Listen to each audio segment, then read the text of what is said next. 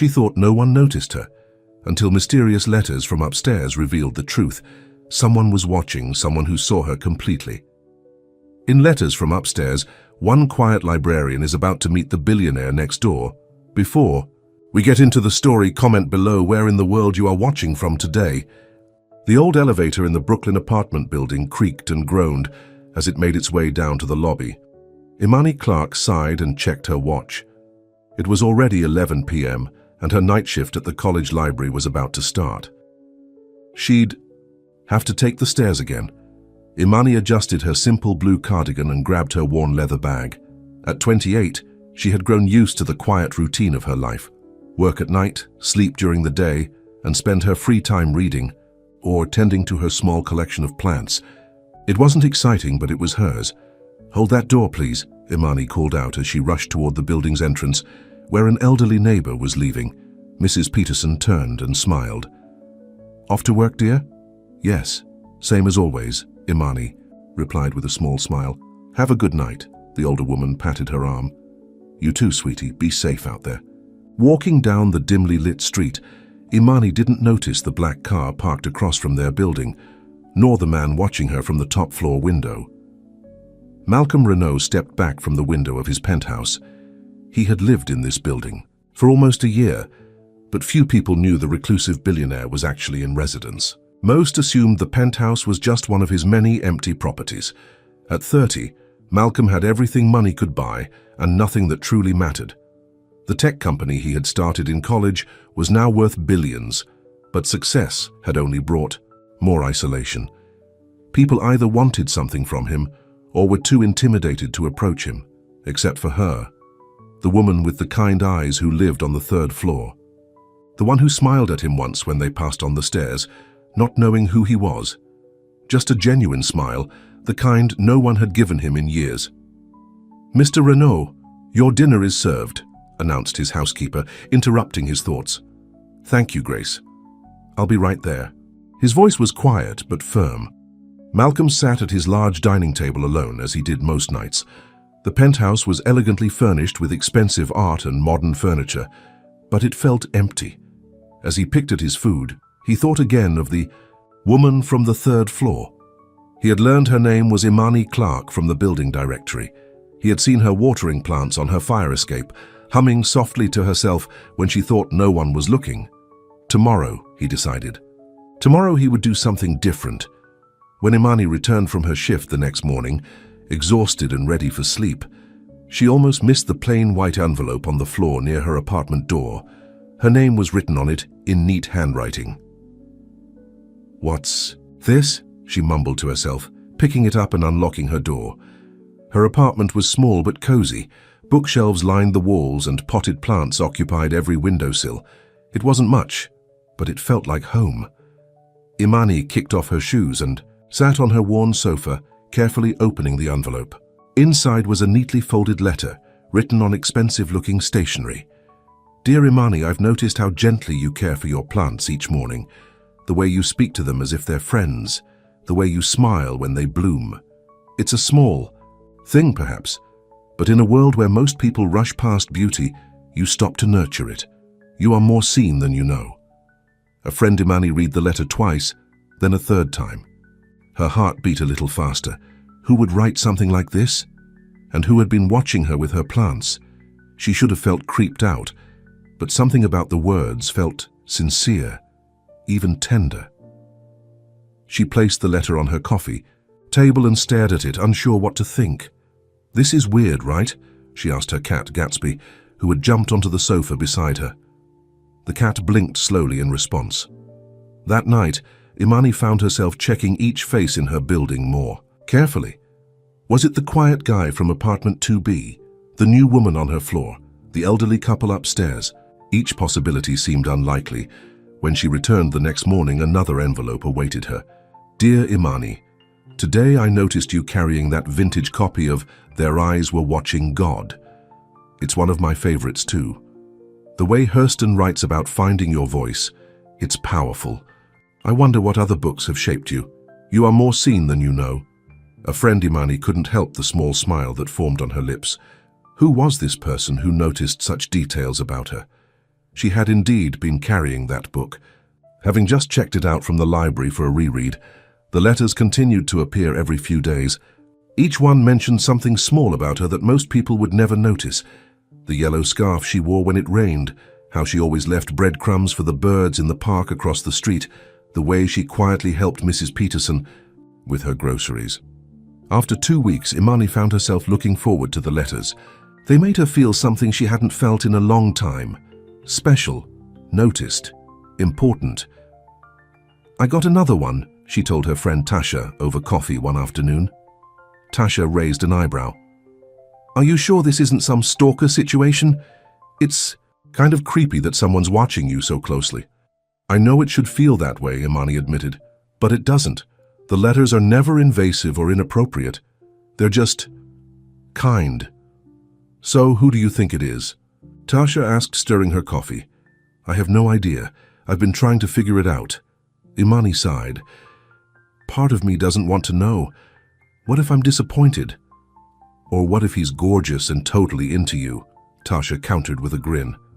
Imani rolled her eyes but couldn't help smiling. "I doubt it's that simple." From his penthouse, Malcolm watched as Imani left the building with her friend.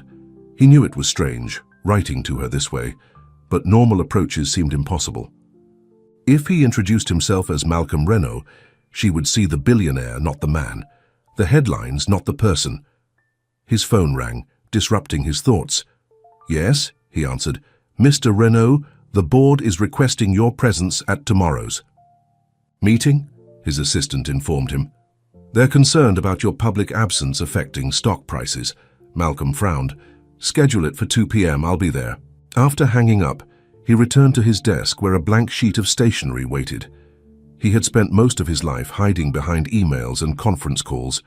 These letters were the most honest words he had written in years. The next morning, Imani found a new letter. "Dear Imani, last night I heard you humming on the fire escape. It was Claire de Lune, wasn't it? The melody stayed with me all evening. Music has a way of saying what words cannot. You are more seen than you know. A friend, Imani." Felt a flutter in her chest. This time she decided to respond in her own way. She put on the green sweater the letter writer had once complimented and deliberately left a book, Letters to a Young Poet by Rilke, visible in her hand as she left for work. It was a small gesture, but it felt like the beginning of a conversation. Days passed, and the letters continued. Imani began leaving small replies, wearing things mentioned in the letters, reading books referenced, or leaving a potted plant outside her door, with a note that simply said, "For a friend who sees." The next morning, the plant was gone, replaced by another letter thanking her. Imani found herself falling for someone she had never met, someone who saw her in ways no one else did. It was both thrilling and terrifying. "I think she knows I exist." "Now," Malcolm told his only real friend Daniel over the phone. "You mean the woman you've been writing anonymous letters to like some kind of Victorian poet?" Daniel chuckled. "When are you going to actually talk to her like a normal person?" "It's not that simple," Malcolm sighed. "Once she knows who I am, she'll—" "No, you're an actual human being, not just words on paper," Daniel interrupted. "This can't go on forever, Mal." Malcolm knew his friend was right, but the thought of seeing disappointment in Imani's eyes when she realized who he was made his stomach twist. One rainy evening, Imani was returning from the library when she noticed unusual activity around her building.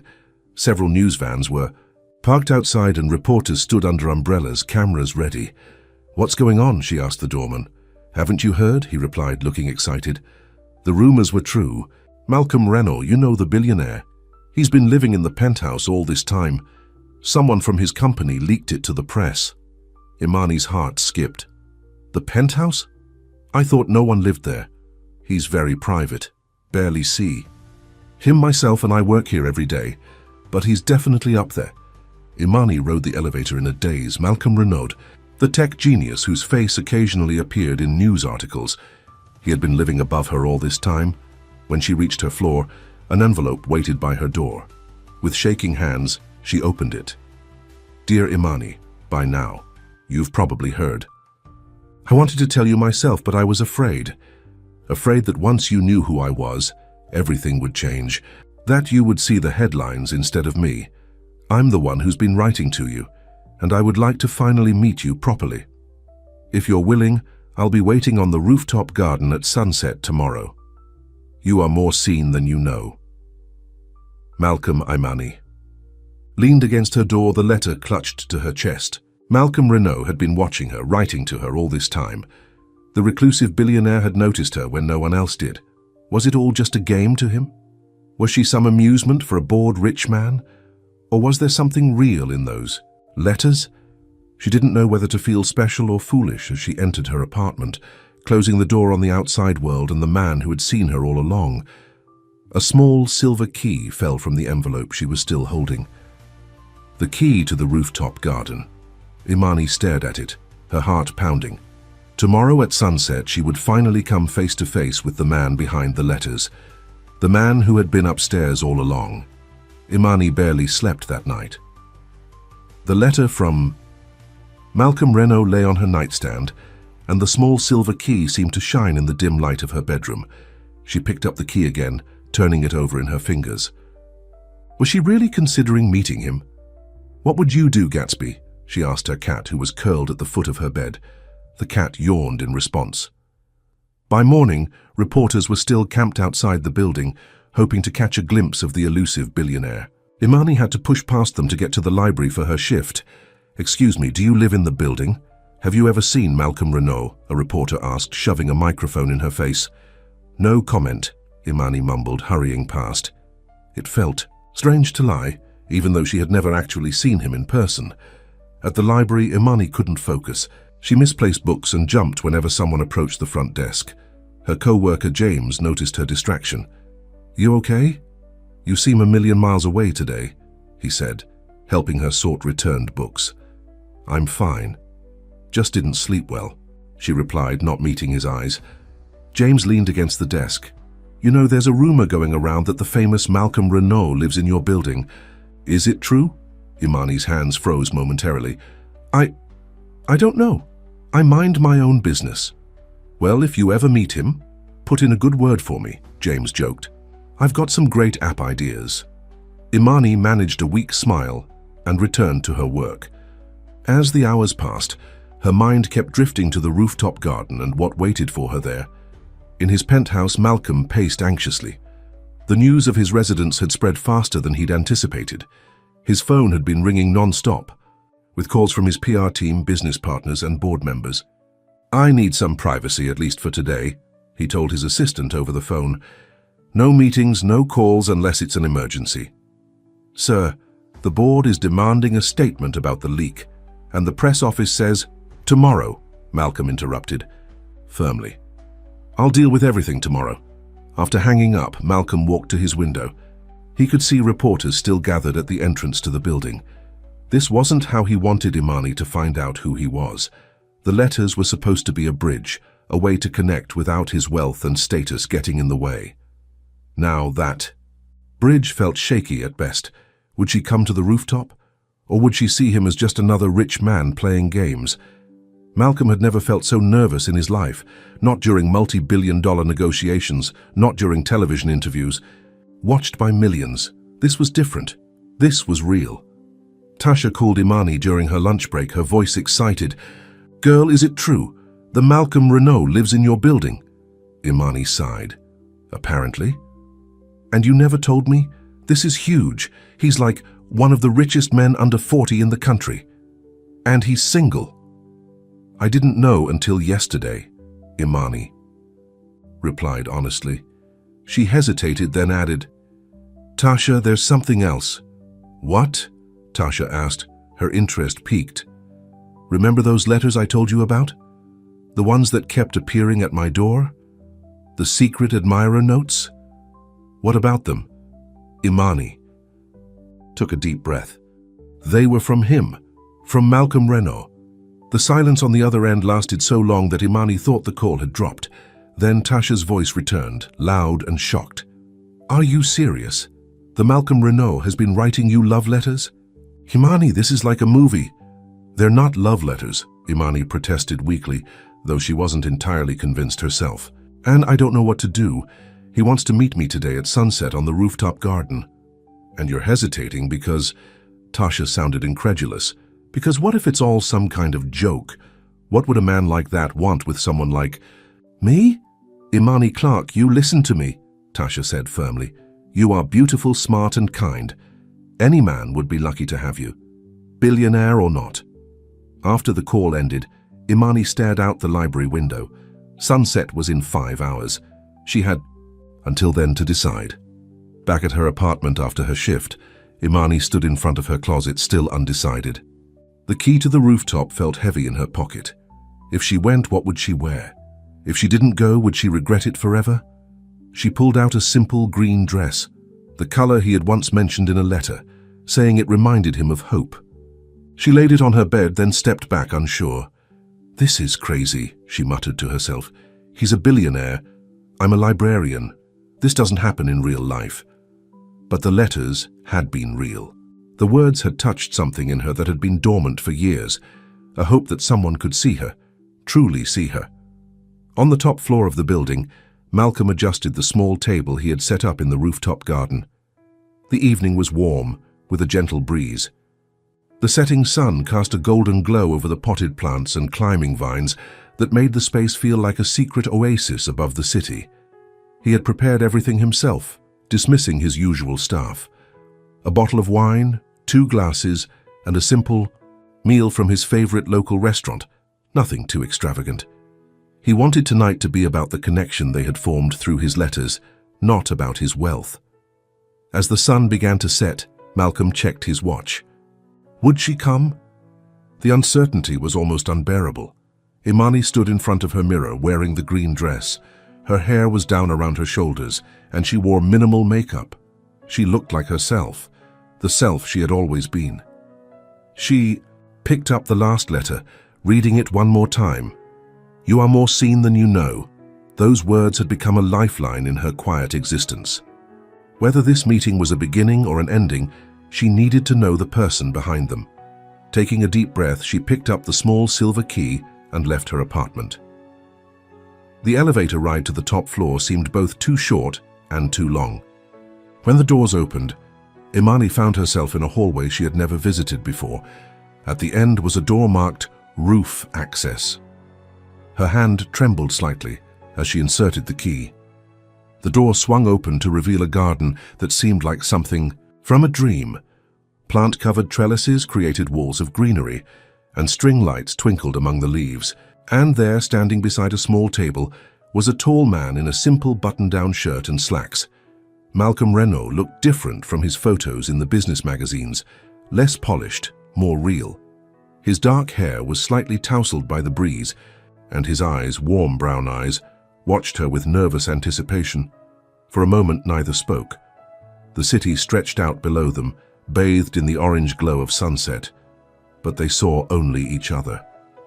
You came, Malcolm finally said, his voice softer than she had imagined.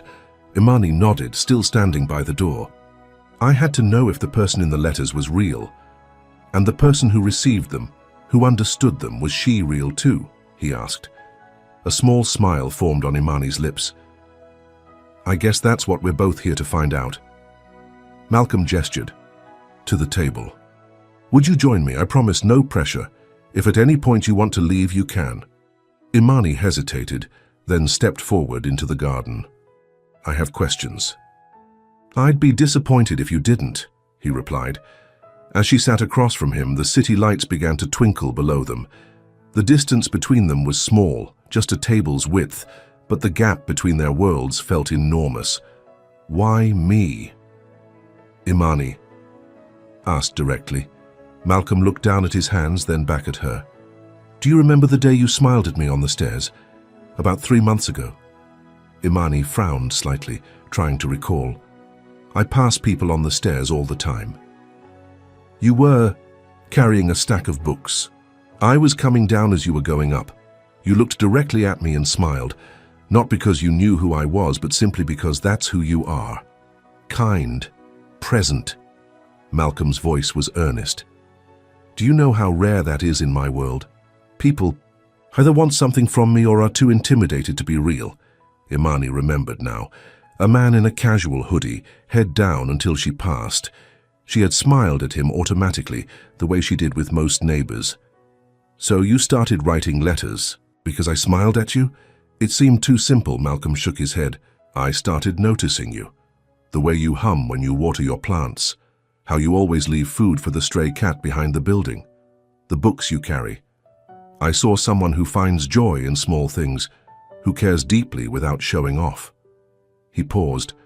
"Someone real in a world that often feels fake to me. So you watched me," Imani said, a hint of discomfort in her voice. "Not in a creepy way," Malcolm hurried to explain. "Just noticed you when our paths crossed.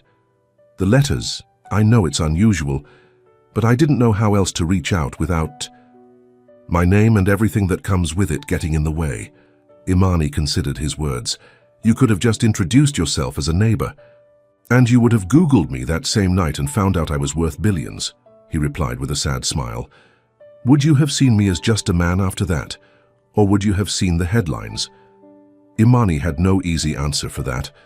The wealth he represented was so far removed from her experience that it was hard to imagine not being affected by it.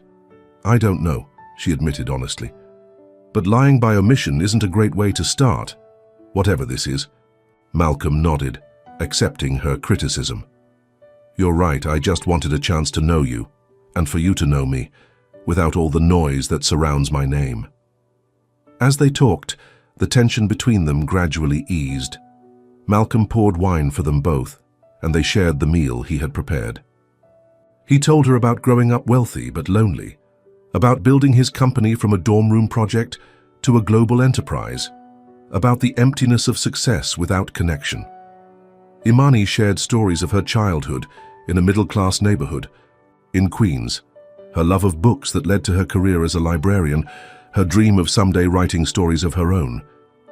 Hours passed, and neither noticed the time until a cool night breeze made Imani shiver slightly. "You're cold," Malcolm observed, immediately standing to offer his jacket. As he placed it around her shoulders, their eyes met. The distance between their worlds still existed, but something else had formed, a bridge of understanding, of seeing each other as they truly were. "Thank you for coming tonight," Malcolm said softly. "I know it took courage." Imani looked up at him, suddenly aware of how close they were standing. "Thank you for the letters. They made me feel seen when I thought I was invisible." For a moment it seemed as though he might lean down to kiss her. Instead, Malcolm stepped back, respecting the newness of whatever was growing between them. "May I walk you back to your apartment?" he asked. Imani nodded, feeling both disappointed and relieved by his restraint. As they rode the elevator down to her floor, an awkward silence fell between them. The real world was rushing back in. Tomorrow the reporters would still be outside. His wealth and her modest life would still be facts they couldn't change. At her door, Imani handed back his jacket. "So what happens now?" Malcolm's eyes were serious. "That depends on you. I'd like to see you again, properly this time. No more anonymous letters. Just two people getting to know each other." "Two very different people," Imani pointed out. "Yes," he acknowledged, "but maybe that's not a bad thing." As they stood there, the sounds of the city filtering through her window, Imani made a decision. She would step into this uncertainty, this improbable connection, and see where it led. "I'd like that," she said finally. "But this time, no secrets." Malcolm smiled, relief visible on his face. "No secrets," he agreed. As he turned to leave, Imani called after him. "Malcolm, the letters. Don't stop writing them, even though I know who you are now." He looked back, his expression softening. "I won't." After he had gone, Imani leaned against her closed door, heart racing. She had just agreed to date Malcolm Renault, the reclusive billionaire who lived upstairs, the man whose words had reached past her defenses and touched her heart. What she didn't know was that outside her building, a photographer had captured Malcolm entering earlier that evening. By morning, speculation about the mysterious woman who had caught the attention of New York's most eligible bachelor would be spreading across the city. Their private connection was about to become very public. The headline of the New York Daily Star screamed across the front page, "Billionaire Bachelor's Mystery Woman. Who has captured Malcolm Renault's heart?" Below was a grainy photo of Malcolm entering Imani's building, his face partially visible in profile. Imani nearly dropped her coffee when Tasha texted her the article link the next morning. "Have you seen this?" Tasha wrote. "They don't know it's you yet, but it won't take long." With shaking hands, Imani clicked the link. The article was filled with speculation about Malcolm's love life and mentioned that sources close to the billionaire confirmed he had been spending time with someone in his building. There was even a quote from a building insider saying the mysterious woman was not from his world. "Great," Imani muttered. She had barely processed their meeting last night, and now the whole city was gossiping about them. Her phone rang, an unknown number. She hesitated before answering. "Hello? Imani? It's Malcolm." His voice sounded tense. "I just saw the article. I'm so sorry about this." Imani sank onto her sofa. How did they even know? Someone must have tipped off the press. I've been dealing with this kind of thing my whole life, but you haven't. Are you okay? I don't know, she admitted. They don't know it's me yet, but they might figure it out, he finished her thought. Listen, I understand if you want to back away from whatever this is between us. The media attention can be overwhelming. A small part of Imani wanted to do exactly that, retreat back into her quiet, anonymous life. But a stronger part remembered the connection they had formed on the rooftop. The way he had looked at her like she was the only person in the world. I'm not backing away, she said with more confidence than she felt. But I do need time to think about what this means. Of course, Malcolm replied, relief evident in his voice. Take all the time you need. And Imani, check your door. After they hung up, Imani opened her apartment door. A small envelope waited. A letter, just like before. Inside was a single piece of stationery with Malcolm's elegant handwriting. Dear Imani, last night under the stars, I finally saw your smile up close. It was even more beautiful than I remembered. Thank you for giving me a chance to know the woman. Behind the smile that changed my world, you are more seen than you know. Malcolm. Despite everything, Imani felt a warmth spread through her chest. The letters still had power, even now that she knew who wrote them. At work that evening, Imani could feel eyes on her. News had spread quickly among her co-workers that Malcolm Renault lived in her building, and everyone seemed curious if she had seen him. So, have you run into the famous billionaire yet? James asked as they sorted books together. Once or twice, Imani replied vaguely, avoiding his eyes. What's he like, as arrogant as they say? James pressed. Imani frowned. He seemed normal, actually. Before James could ask more questions, their supervisor called him away, leaving Imani alone with her thoughts. She hadn't told anyone about her meeting with Malcolm except Tasha. It felt too new, too fragile to share. As she was leaving the library after her shift, Imani spotted a sleek black car parked across the street. The window rolled down to reveal Malcolm's face. Need a ride? He asked with a small smile. Imani hesitated, looking around to see if anyone was watching. Won't people see us together? They will eventually anyway, Malcolm pointed out. But we can be discreet for now if you prefer.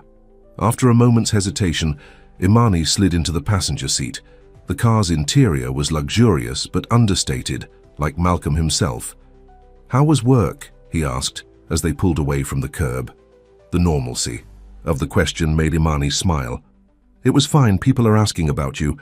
People are always asking about me, Malcolm replied with a resigned shrug.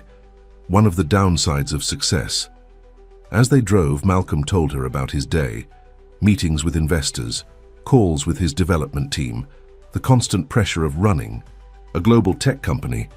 Imani listened, trying to imagine a life so different from her quiet days among books. Sorry, he said finally. I'm boring you with business talk. No, Imani said honestly. I'm just trying to understand your world. Malcolm glanced at her, his expression softening. My world feels a lot less empty with you in it. When they reached their building, Malcolm's driver pulled into a private garage beneath the structure. To avoid the photographers out front, Malcolm explained. They rode the elevator in comfortable silence, Malcolm's hand lightly touching hers. When they reached her floor, he hesitated. "Would you like to have dinner tomorrow? At my place?" He asked. "I could cook for you," Imani raised an eyebrow. "You cook?" "Don't look so surprised," Malcolm laughed. "I wasn't always wealthy. I had to feed myself through college before the company took off." "I'd like that," Imani said with a smile. As she turned to go, Malcolm caught her hand and gently pulled her back. For a moment, they stood close, his eyes questioning. Then, slowly, he leaned down and kissed her, a soft, tender kiss that felt like a promise. "Good night, Imani," he whispered against her lips. "Good night," she replied, her heart racing as she stepped off the elevator. The next morning, a loud knock woke Imani from a peaceful sleep. When she opened the door, her neighbor Mrs. Peterson stood there, eyes wide with excitement. "Imani, dear, is it true? Are you dating Malcolm Renault?" The elderly woman thrust a tabloid into Imani's hands. On the cover was a photo of Imani and Malcolm in his car the previous night. The headline read, "Renaud's mystery woman revealed, billionaire dating ordinary librarian." Imani's stomach dropped. "Where did you get this?" "It's everywhere, dear. The internet, the morning shows, everyone's talking about it." Imani thanked Mrs. Peterson and closed the door, leaning against it, as the reality sank in. She was now officially news. Her private life was suddenly public property. Her phone buzzed with messages from friends, family, and even old classmates she hadn't spoken to in years. Everyone wanted to know about her relationship with Malcolm. When she called Malcolm, he answered immediately. "I've seen it," he said before she could speak. "I'm so sorry, Imani. This isn't what I wanted for you." "What do we do now?" she asked, her voice small. "First, I'm coming down to your apartment. We should talk in person." Minutes later, Malcolm was at her door, looking tired and concerned. He had barely slept, spending most of the night dealing with the press fallout and trying to trace the leak. Inside her apartment, Malcolm looked around at her books, plants, and simple furnishings with genuine interest. Gatsby the cat approached him cautiously, then rubbed against his leg in approval. "At least someone's not bothered by the headlines," Malcolm said with a small smile, petting the cat. Imani sat on her sofa, the tabloid still in her hands. "I don't know if I can handle this, Malcolm. I'm a private person. I don't want my life dissected by strangers." Malcolm sat beside her, taking her hand. "I understand. Believe me, I've been dealing with this my whole life, and it still bothers me." He paused. "The press will lose interest eventually, but for now, we have options." "Like what?" Imani asked. "We could be strategic, control the narrative by giving one exclusive interview, then request privacy. Or we could just ignore it all and live our lives." He squeezed her hand. "Or, if this is too much too soon, we could take a step back until things cool down." The last option hung in the air between them. Imani looked at their intertwined fingers, then at the man beside her. A man whose words had touched her soul long, before she knew his face or name. "I don't want to take a step back," she said finally, "but I don't want to do interviews either. Can we just try to be normal together, despite all this?" Relief washed over Malcolm's face. "Yes, that's exactly what I want too." That evening, instead of going to Malcolm's penthouse as planned, they decided to stay in Imani's apartment. Malcolm brought groceries and they cooked dinner together in her tiny kitchen, laughing as they bumped into each other in the limited space. "This is cozier than my place," Malcolm admitted as they ate at her small table. "Sometimes I feel lost in all that empty space upstairs." "We could always move the plants from your rooftop garden down here," Imani joked. "Make it even cozier." Malcolm looked at her thoughtfully. "You know, that's not a bad idea." "What? Turning my apartment into a jungle?" "No," Malcolm laughed. "But maybe finding a middle ground. A place that's neither my world nor yours, but ours." The idea of ours made Imani's heart skip. It was too soon for such thoughts, and yet she couldn't help imagining a future with this man who saw her so clearly. Later, as they sat on her sofa, watching an old movie, Malcolm's phone kept buzzing. He ignored it until it became impossible. "I'm sorry," he said, finally checking the messages.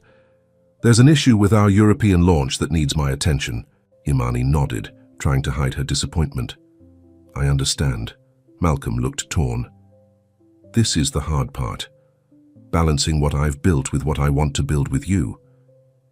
We'll figure it out, Imani assured him, though she wasn't entirely convinced herself. Before leaving, Malcolm left another letter on her kitchen counter. This was becoming their ritual, a tangible reminder of how they had connected. After he was gone, Imani opened the envelope.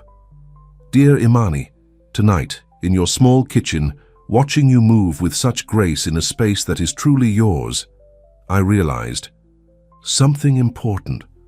All my life I've been searching for a place that feels like home, not a house or an apartment, but a feeling of belonging. Tonight, beside you, I found it. You are more seen than you know. And now, so am I. Malcolm, the next. Few weeks brought both joy and challenges. The media attention intensified before gradually shifting to other stories, though photographers still occasionally waited outside their building. Malcolm and Imani created their own bubble, spending evenings in her apartment or on his rooftop. Garden, sharing stories, dreams, and increasingly, their hearts. He wrote her letters that she kept in a special box beside her bed. She introduced him to her favorite books, marking passages that reminded her of him. But reality had a way of intruding. Malcolm's work often pulled him away at unexpected moments. Important meetings ran late, business trips came up suddenly, and crisis calls interrupted their time together. I'm sorry about dinner, Malcolm said one evening after cancelling their plans at the last minute. The Tokyo office needed immediate decisions on the merger. It's okay, Imani replied, though the disappointment was clear in her voice. I understand. Your work is important. Not more important than you, Malcolm insisted. But as weeks passed, Imani began to wonder if that was true. Malcolm's world was so vast, so demanding. How could she, a simple librarian with a quiet life, ever truly fit into it? The question lingered even as their relationship deepened. They were falling in love. Neither had said the words yet, but both felt it growing between them. It was in the way Malcolm's eyes followed her around a room, in the way Imani's hand automatically reached for his when they walked together. Then came the invitation that would test everything they were building. My company is hosting a charity gala next weekend, Malcolm mentioned one evening as they sat on her fire escape watching the sunset. I'd like you to come with me, as my date. Imani tensed. This would be their first public appearance together, a formal declaration to the world that they were a couple. Will there be a lot of people there, she asked, already knowing the answer. Yes, Malcolm admitted. Business partners, celebrities, politicians, and press, of course.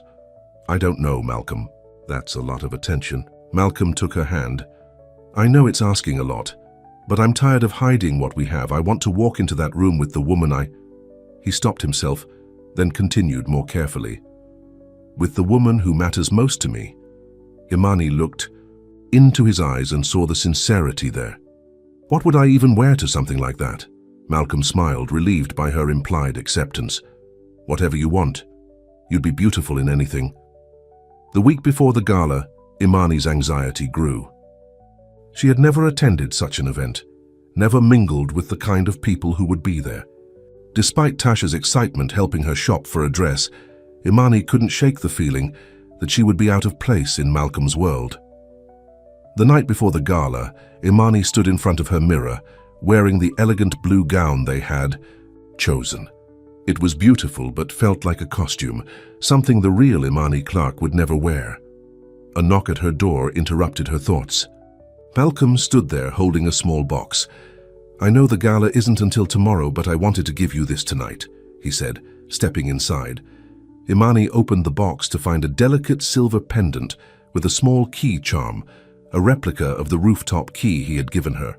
To remind you of how we began, Malcolm said softly, and that no matter what happens tomorrow, what matters most is what's between us, not what the world sees.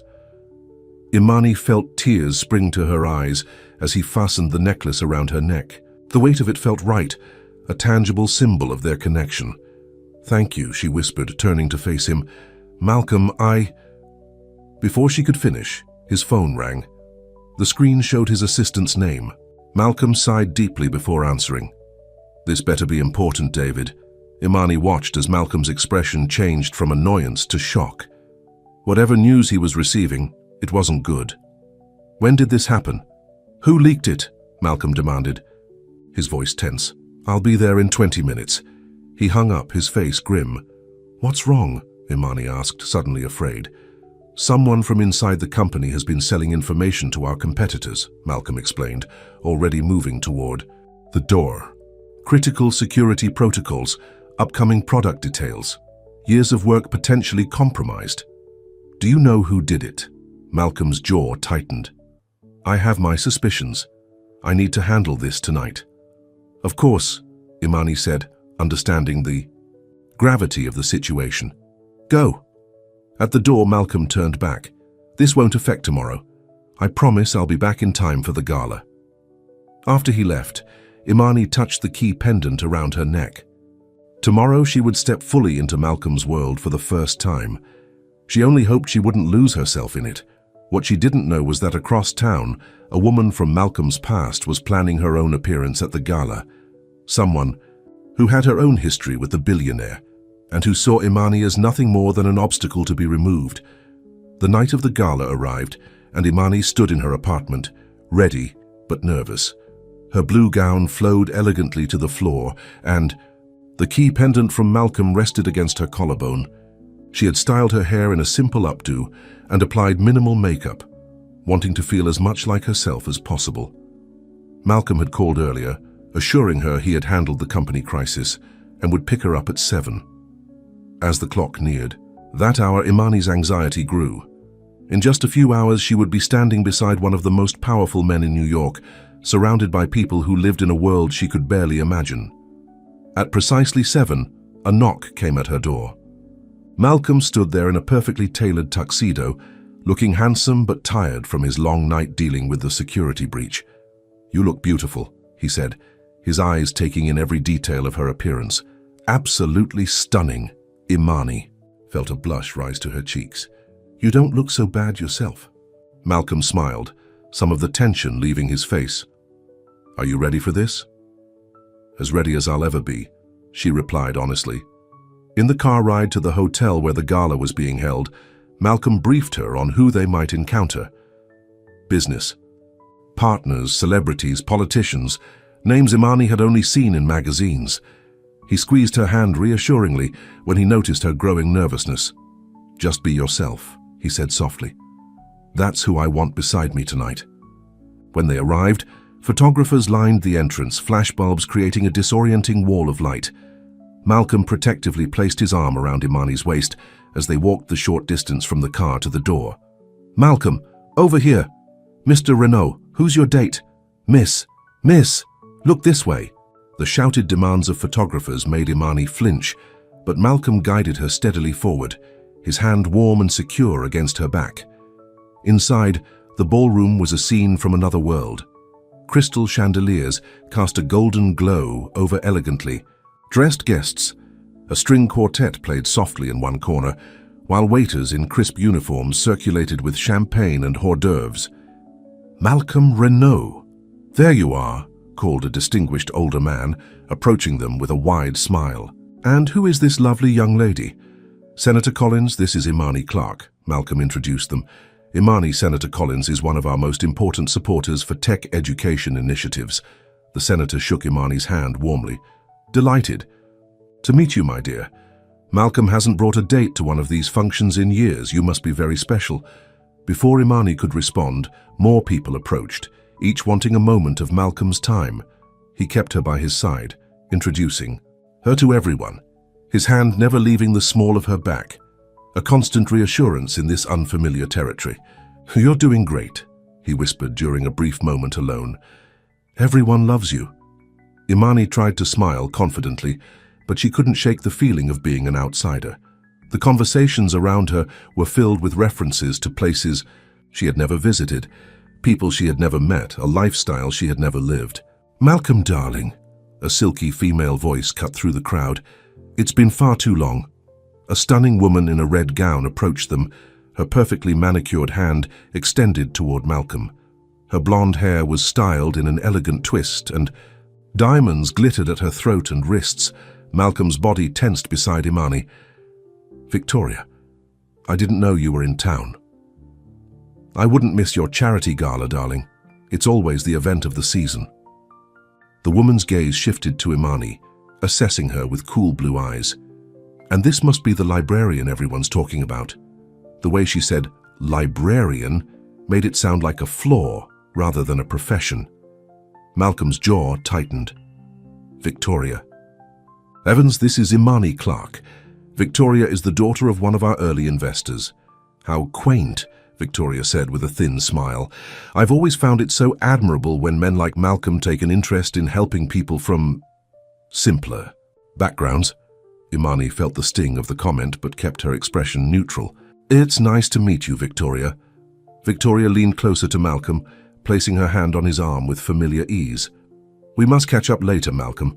I have some fascinating insights about that Tokyo merger you're working on. As Victoria glided away, Imani turned to Malcolm with a questioning look. Who is she really? Malcolm sighed. We dated briefly a few years ago. It didn't end well. She seems to think it's not entirely over, Imani observed. Trust me, it is, Malcolm assured her, but a shadow had fallen over the evening. As the night progressed, Imani became increasingly aware of the glances and whispers that followed them. Some were merely curious, but others, particularly from women like Victoria, were clearly disapproving. During dinner, Imani was seated between Malcolm and a famous tech journalist who seemed more interested in how she had landed Malcolm than in anything she had to say. On Malcolm's other side sat Victoria, who kept leaning over to whisper in his ear about people and events Imani knew nothing about. Are you enjoying yourself? Malcolm asked during a brief moment when Victoria was engaged with someone else. It's overwhelming, Imani admitted. Malcolm frowned slightly. We can leave early if you want. Before Imani could respond, the event chairman called Malcolm to the stage to give a speech about the charity they were supporting, a foundation providing technology education to underprivileged communities. As Malcolm spoke passionately about creating opportunities for those without privilege, Imani felt a swell of pride. This was the man she was falling in love with, someone who used his success to help others. Her moment of pride was interrupted by Victoria sliding into Malcolm's empty seat. He's quite the speaker, isn't he? Victoria said, sipping champagne. Always so passionate about his causes. Imani nodded politely. The foundation does important work. Listen, dear, Victoria said, her voice dropping to a confidential tone. You seem like a nice girl, so let me give you some advice. Men like Malcolm, they may play at being regular people, but they're not. They live in a different world, and eventually they always return to it. You don't know Malcolm as well as you think, Imani replied evenly. Victoria laughed softly. Don't I? I've known him for years. We share the same friends, the same background, the same understanding of how this world works. She gestured around. The ballroom. This is his natural habitat, not some cozy apartment with plants and books. The words hit a nerve, voicing fears Imani had been trying to suppress. Could Malcolm really be content with her simple life when his own was so grand? Malcolm and I have a connection that goes beyond superficial things, Imani said with more confidence than she felt. Victoria's smile was predatory. Connections fade, dear. Reality remains. You'll see. When Malcolm returned to the table, he immediately sensed Imani's discomfort. What did she say to you? He asked quietly. Nothing that matters, Imani replied, not wanting to create a scene, but Victoria's words had planted seeds of doubt that were difficult to ignore. Throughout the rest of the evening, Imani found herself watching Malcolm in this environment. How easily he moved among the wealthy and powerful, how at home he seemed in this world of privilege. By the time they left, Imani was emotionally exhausted. In the car ride back to their building, Malcolm noticed her unusual silence. What's wrong? He asked, taking her hand. And don't say nothing, I know you better than that. Imani looked out the window at the city lights passing by. Do you? Sometimes I wonder if we really know each other at all. Your world and mine are so different, Malcolm. Is this about Victoria, whatever she said? It's not just about her, Imani interrupted. It's about all of it. Tonight made me realize how far apart our lives really are. You belong in that world of galas and important people. I don't. Malcolm turned to face her fully. I don't belong there any more than you do. That world, it's part of my business, not who I am. He squeezed her hand. The real me is the one who writes you letters. The one who feels more at home, in your tiny kitchen than in any ballroom. Imani wanted to believe him, but doubts lingered. How can you be sure? What if you wake up one day and realize you need someone who understands that part of your life? Someone like Victoria? Because I love you, Malcolm said simply. The words hung in the air between them. It was the first time either had said it aloud. I love you, Imani Clark, he repeated. Not because you fit or don't fit into some artificial world, but because when I'm with you, I'm real. And that's something I've been searching for my entire life. Tears filled Imani's eyes. I love you too, she whispered. That's why I'm so afraid of losing you. When they reached the building, Malcolm suggested they go to the rooftop garden, the place where they had first met face to face. Under the stars, surrounded by plants and string lights, he took both her hands in his. I need to tell you something, he said seriously. The security breach at my company. It was Victoria. Imani stared at him in shock. What? How do you know? We traced the leak, Malcolm explained. She used old access codes I had given her years ago when we were together. She's been selling information to competitors for months. But why would she come to the gala tonight? Wasn't she afraid you'd know? Malcolm shook his head. She didn't know we had discovered her, and she came because she found out about you, about us. She thought she could drive a wedge between us, make me doubt what we have. She almost succeeded, Imani admitted. She made me question whether I could ever really fit into your life. Malcolm stepped closer, his eyes intent on hers. You're not meant to fit into my life, Imani. We're meant to build a new life together. One that takes the best of both our worlds. He reached into his pocket and pulled out a small envelope, another letter. Imani opened it with trembling fingers. Dear Imani, tonight, as you step into what others call my world, I want you to know a truth I've carried in my heart since the day you first smiled at me. My world was empty before you. It was full of things but devoid of meaning. You brought color to a life that was only shades of gray. If I could give you anything, it would be the certainty that you are exactly where you belong, beside me, not because you fit into some preconceived notion of who should be there, but because you have created a space that exists only for us. You are more seen than you know, and I am more loved than I ever dreamed possible. Yours always, Malcolm. As Imani looked up from the letter, Malcolm knelt before her, a small velvet box in his hand. I had planned to wait, he said softly, to give us more time, but tonight made me realize that time isn't what matters.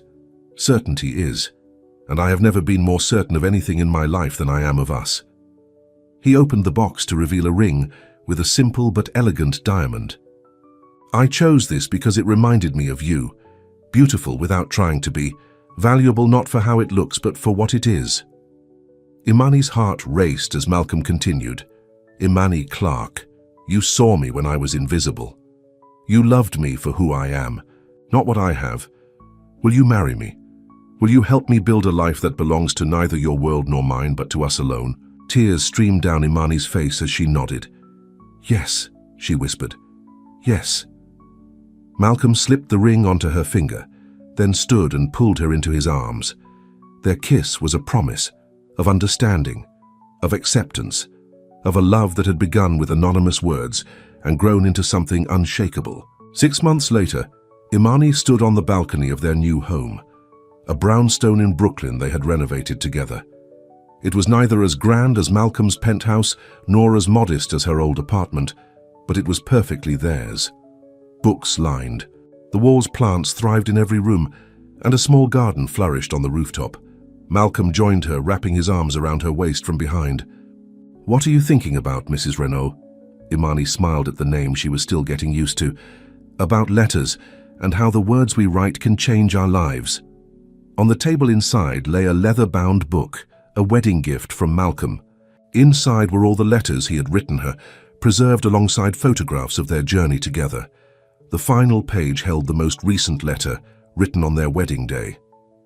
Dear Imani, today, as we join our lives together, I am reminded of how this all began, with words left at your door, words that tried to capture what I saw in you when the rest of the world walked by without noticing. Now, as your husband, I make this promise. I will see you every day of our lives together. I will notice the small things, the way you smile when you're lost in a book, how you hum while tending to your plants, the kindness you show to strangers without thought of return. You taught me that being seen, truly seen, is the greatest gift one person can give another, and I will spend my life trying to return that gift to you. You are more seen than you know, more loved than words can express, and more essential to me than breath itself. Forever yours, Malcolm. I have something. For you, Imani said, turning in his arms. She handed him an envelope, her first letter to him. I thought it was time I wrote back. As Malcolm read her words, his eyes filled with tears of joy. The woman who had once been invisible had found her voice, and the man who had everything had found the one thing he truly needed. From their simple brownstone, they could see both the stars above and the city below, a perfect view of the world they had created together, a world where love had built a bridge between two souls who might never have connected if not for letters from upstairs.